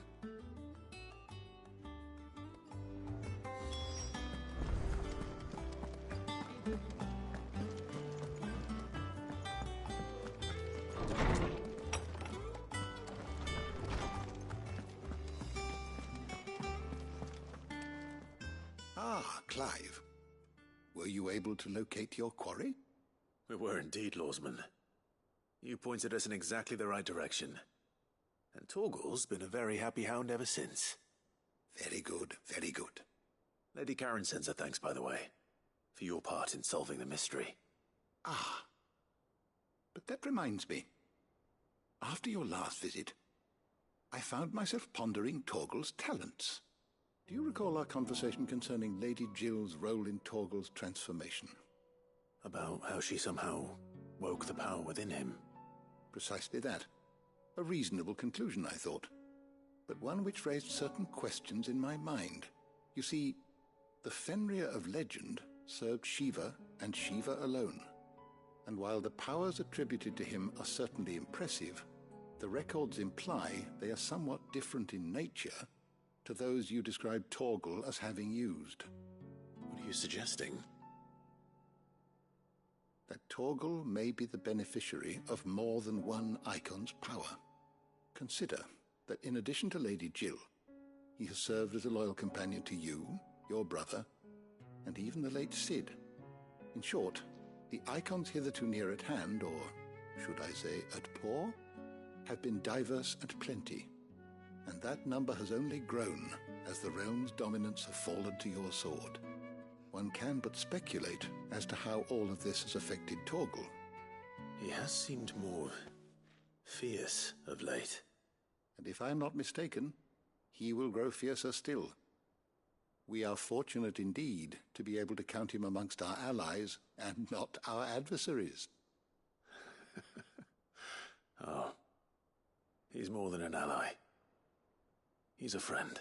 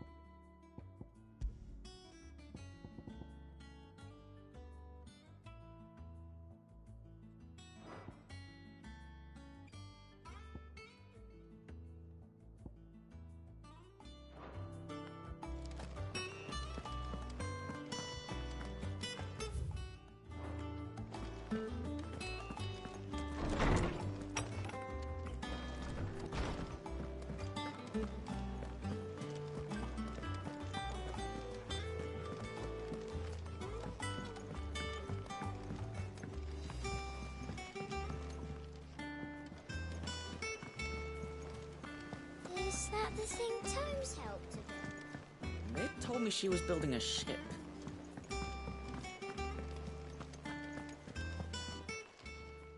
Welcome to the Patron's Whisper. Your benefactors are a generous lot. You earned this. All done? Clive, did you get my letter? That's why I'm here. Shh. Otto won't be listening. Is this better? A little. Listen. I've some bad news. It turns out the Hideaway may be slightly behind in its payment to certain lenders, and it may be my fault. But I swear to the goddess, I thought I had the numbers square. Sadly, that square turned out to be more of a circle. 0, you might say. I can straighten it out, I swear, but it's going to take some time, and I'm going to need help keeping it from Otto. Bit late for that, I'd say. There you are! What a surprise! So let me get this straight. You forget to pay our lenders what they're due, and instead of coming straight to me, you get Clive to come to you. And I hope he'll dig you out of the hole you've dug for yourself. Clive, the man in charge of the place you've been cheerfully trying to bankrupt. And you thought this was a cunning plan. Why? Well, who needs paying? Oh, just Martha. And the Dame. And, well, Lady Karen. But only 500 talents. We owe 3 of our most trusted friends 5 million gil. Each. 5 million each. They lent us the bulk of the money we used to rebuild the Hideaway, you see, and, well, I must have made some sort of oversight. Those ledgers were my responsibility, and it was my decision to entrust them to you. This is my fault. Do we have that much to hand? I can always ask my uncle. No, we don't. And no, you won't. We've lightened Lord Rosfield's purse enough. After the king's ransom we had off him, he deserves better than to see our begging bowl. Besides, we'll need to learn to stand on our own if we're gonna make this work. All right. But that doesn't mean you have to shoulder the burden yourself. Is there anything I can do to help? Then, how'd you fancy taking these 1,000 talents apiece, these are? A little something Sid and I set aside for when times got lean. And I reckon 15 million in overdue debt probably qualifies. I just hope our associates' eyes are a bit more discerning than yours. I'm sure they will be. Should be me making the rounds, really. But you know how it is with this place. Orders to bark, arses to wipe and all that. I know. Which is why I don't mind going in your place. Go. Do you know why I only gave Master Clive here 2 star rubies? Because you'd rather Lady Karen killed me. Because I'd rather Lady Karen killed you. Yes. Well, I suppose this is goodbye then. Don't worry. I'm sure Karen will understand. Really? Do you think so? No, I don't.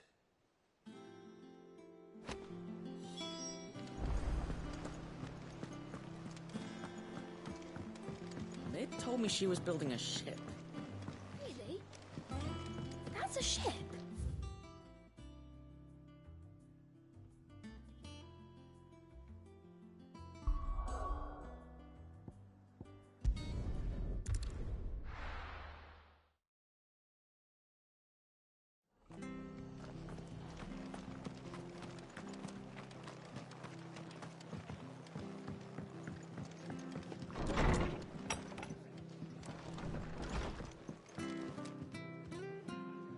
Clive, we weren't expecting you. I wasn't expecting to be here, but it seems we still owe you a considerable amount of coin for your help with our rebuilding efforts. And though I doubt it's what you were expecting, we were hoping you'd take this as payment.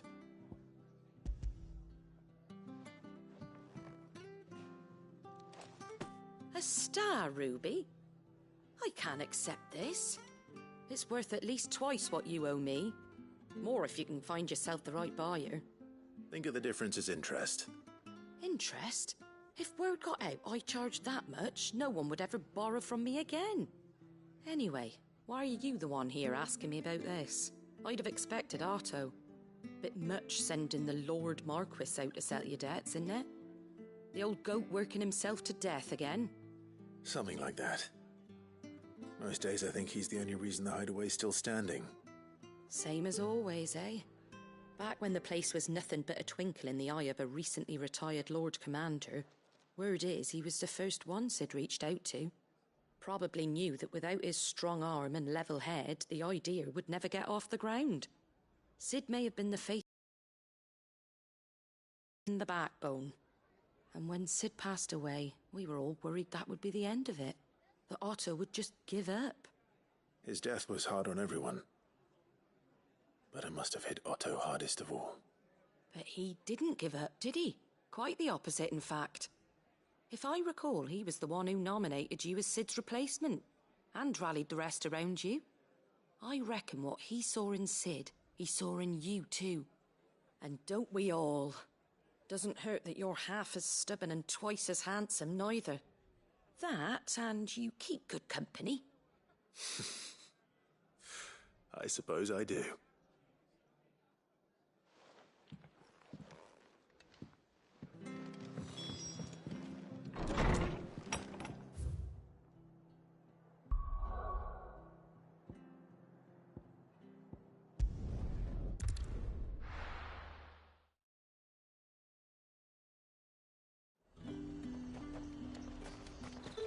There's talk.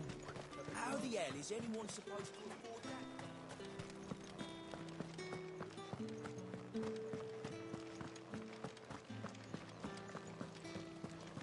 Did you hear? The gates to heaven. I want to see you. It's all right.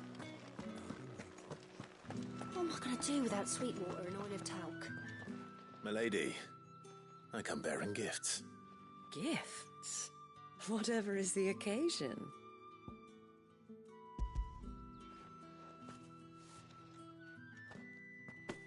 Oh my. Clive, you really have outdone yourself. Otto asked me to give it to you. To settle the Hideaway's debt with the Veil. And to compensate you for the time it took us to do so. You disappoint me, Clive. I thought you might finally be warming to me. Tell Otto he can keep his baubles. I tried to tell him as much the first time around. The man owes me nothing, nor does the Hideaway. My contribution to the restoration effort was made freely and willingly. It was the least I could do. You once told me Sid did you a kindness. I'd like to do the same. Please, accept it. For my sake. And for Otto's. For all of us. For all you've done. It is rather fetching, isn't it? Very well. Otto is lucky to have you, Clive. I doubt anything could ever replace his son. But you and the others at the Hideaway are the closest thing he has to family. Otto had a son. Long ago, yes. Sid told me Otto lost him when he was just a boy, and blamed himself for not being able to stop it. I don't know how it happened, whether there was anything he could have done, but it was clear that it weighed heavily on him. I didn't know. How could you have? I doubt anyone did. Besides Sid, I've never met a man more keen to bear his sorrows in stoic silence. An ill habit, given that both have always been surrounded by friends desperate to help them. I'm beginning to see that.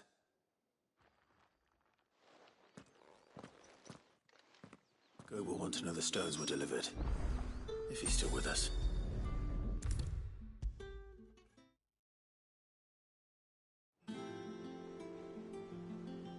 Goat. Still alive, I see. So Lady Karen accepted the ruby. Ah, about that. I tried my best, but she was just too stubborn to take it.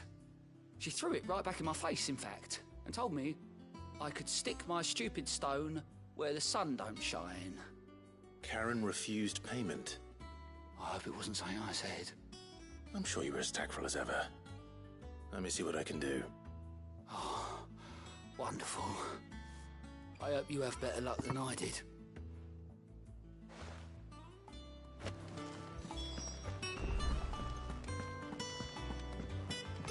Ned told me she was building a ship.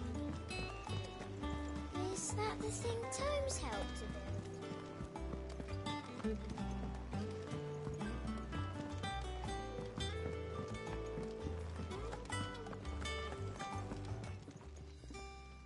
Lady Karen, Goat tells me you weren't happy with our offer.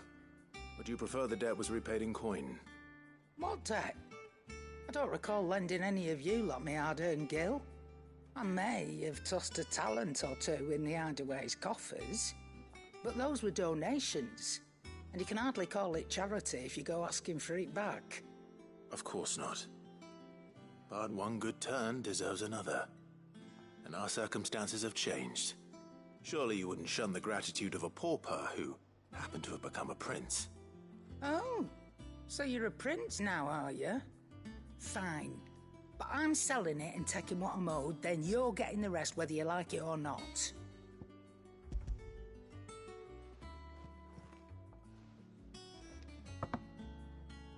Where'd you even get this? A decent trader might nab 1,000 talents for a star ruby. A canny one, meanwhile, might claim it were nicked from the belt of Sid the Outlaw himself and ask twice as much. Might be I already have a buyer in mind. Might be you even know her. A fine continental maid whose beauty's only eclipsed by a guile in commerce. You wouldn't mind, would you? Not at all. Just be sure to tell her that it's always a pleasure doing business.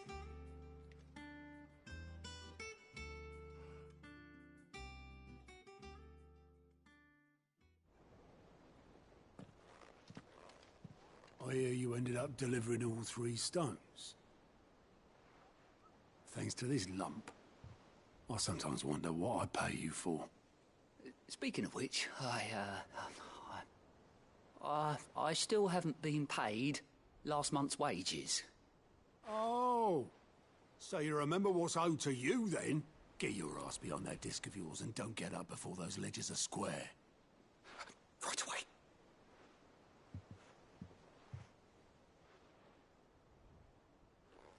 I've seen that before. Yeah, yeah. Plenty of times. It was the only goblet Sid ever used, either out of habit, or because the filthy sod couldn't be bothered to find a clean one. I knew so little about him. Like most people. Martha and the Dame both seem to have fond memories of him. Huh. I bet they do. How long did you know Sid before he...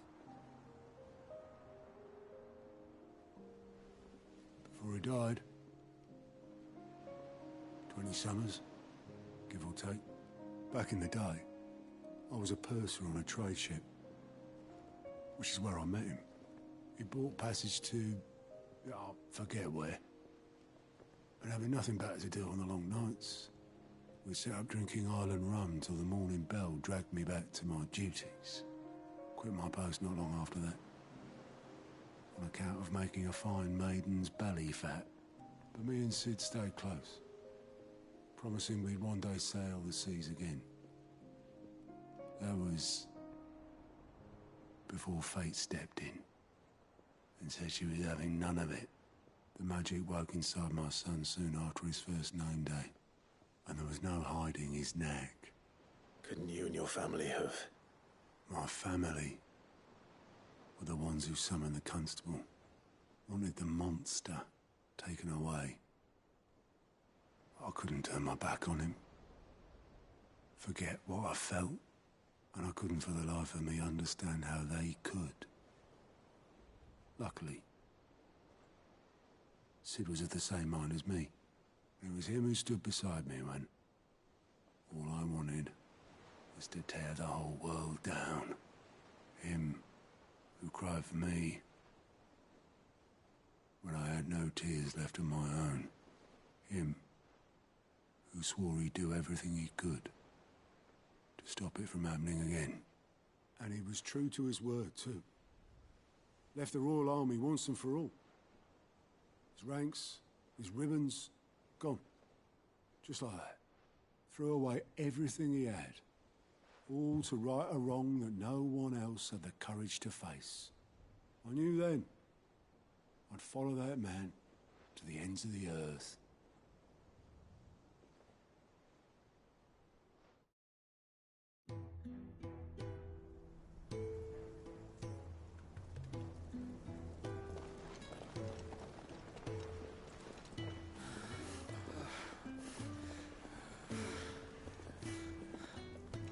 He was always too clever for his own good, was Sid. Saw the world for what it really was, while the rest of us were content to go along with the lie we were shown. And it can't have been easy, bearing that burden alone.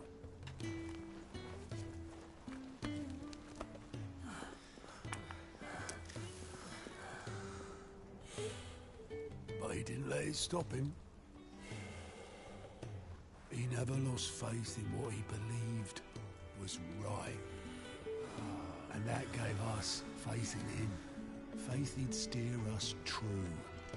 So I swore to myself that I'd always be right behind him, ready to catch the stubborn sod, if ever he should fall.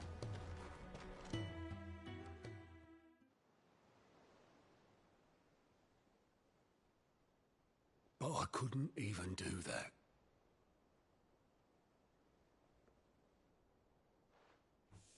Ignore me. Just the ramblings of a tired old man. Leave that lot. I'll tidy it up in a bit.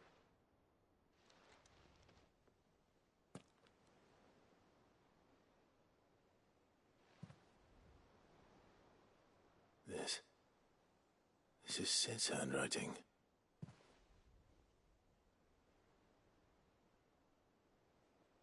Dear Otto. I may be drunk, But I wanted you to know, this place would be fucked without you. I love you, you grumpy old sod.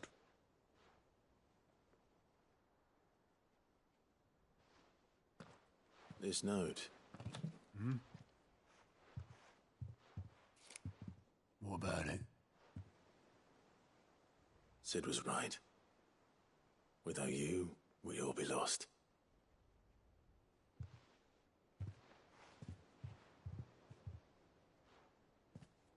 He should have bloody well said so then. Just once. Before he went. But then, why would he? Him, or anyone?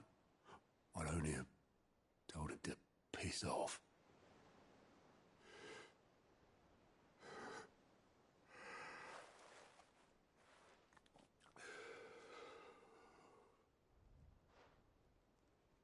You're wrong, though. Both of you. It was never just me keeping the hideaway afloat.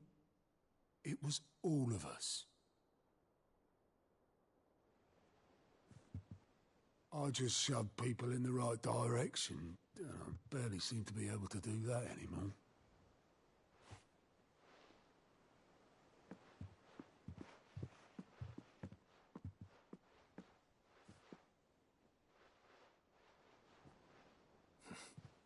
Would you rather goat at the helm? Well, maybe I've got a few more years left in me. I'm going to hold you to that, Otto. Before you go, Sid would have wanted you to have this. But that's... This'll do me just fine.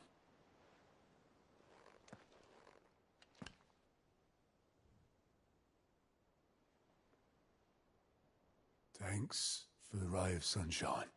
I'll see if I can't pay you back. Already have.